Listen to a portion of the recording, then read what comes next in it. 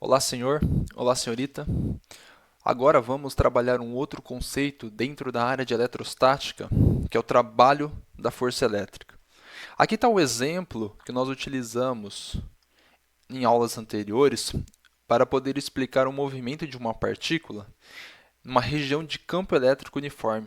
Relembrando, eu tinha duas placas, uma carregada positivamente, a outra carregada negativamente. Quando eu colocava um corpo, uma carga de mais 5 microcoulomb, cuja massa, nesse caso, de 20 gramas, dentro de um campo elétrico uniforme de 10 newton por coulomb, essa partícula ela se deslocava é, para a direita. E nós calculamos, naquele caso, como o campo elétrico ele consegue fazer com que o movimento do corpo seja uniformemente acelerado. O corpo ele adquire uma aceleração, saindo dessa região à esquerda e indo à região à direita. Agora, vamos enfatizar que esse movimento descrito por essa partícula durante ou no campo elétrico uniforme, esse deslocamento dado é realizado um trabalho. E quem realiza o trabalho é a força elétrica, que é aplicada sobre essa partícula. Relembrando o conceito de trabalho, trabalho realizado por uma força é igual ao produto da força pelo deslocamento e o ângulo entre elas. Isso aqui nós chamamos de produto escalar, ou seja, nós estamos interessados na relação entre esses vetores onde eles são paralelos, ou seja, a projeção paralela ao deslocamento. Então, aqui, nesse caso, eu vou substituir a força F pela força elétrica, que é dado por Q vezes E. D vai ser a distância, desse caso, dessa placa. Eu vou soltar essa partícula bem próxima da placa positiva e ela vai se deslocar até a placa negativa. Então, essa distância é D.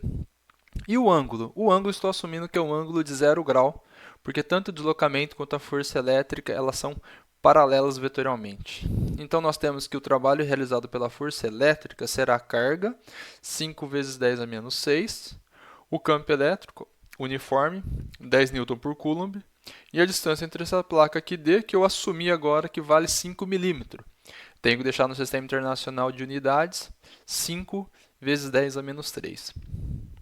Realizando o produto, o que eu tenho é 5 vezes 5, 25. 10 a menos 6, com 10 a menos 3, 10 a menos 9, mais 1, 10 a menos 8. A vírgula que está nesse caso aqui, eu jogo ela para o meio, 2,5, vezes 10, aumento 1 no expoente, menos 7. Relembrando, o trabalho é a energia gasta para deslocar essa partícula dessa posição aqui até a parte da placa negativa. Se é energia, unidade de energia, Joule.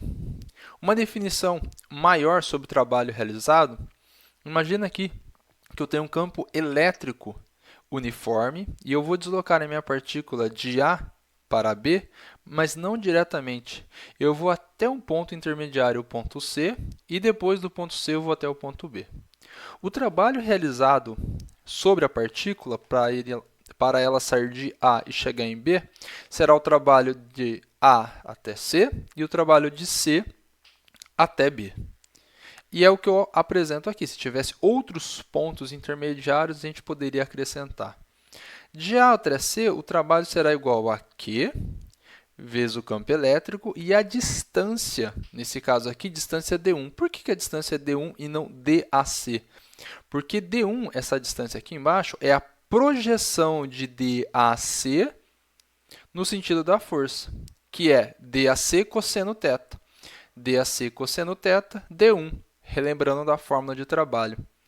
Da mesma forma, a distância D2. A distância D2 é a projeção DCB na forma horizontal. Então, DCB cosseno θ é a distância D2 que está aqui embaixo. Se tivesse mais outros pontos intermediários, seriam acrescentados aqui. Mas lembre-se, o que é a distância D1 mais D2 mais D3, D4 e assim sucessivamente? É a própria distância de A até B. Portanto, está provado que o trabalho, independente do sentido, do caminho que eu for adotar aqui, os caminhos intermediários, sempre será carga vezes campo elétrico, vezes a distância entre o ponto A e o ponto B. Continuando, então, podemos definir que o trabalho da força elétrica num campo elétrico uniforme, lembrando que o campo elétrico uniforme ele apresenta a mesma intensidade, a mesma direção e o mesmo sentido, será dado pelo produto da carga de teste que eu coloco nessa região, o campo elétrico presente e a distância que esse corpo vai se deslocar. E o trabalho realizado pela força elétrica num campo qualquer. Nesse caso, esse em verde aqui eu tenho um campo elétrico. Não necessariamente eu preciso trabalhar com ele sendo uniforme.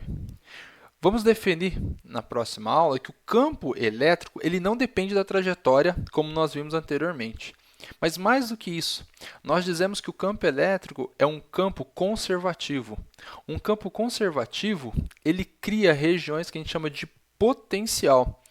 Portanto, o que será necessário para nós calcularmos esse trabalho, além desse produto no campo elétrico uniforme, é uma característica desses pontos presentes no campo elétrico, que nós chamamos de potencial elétrico.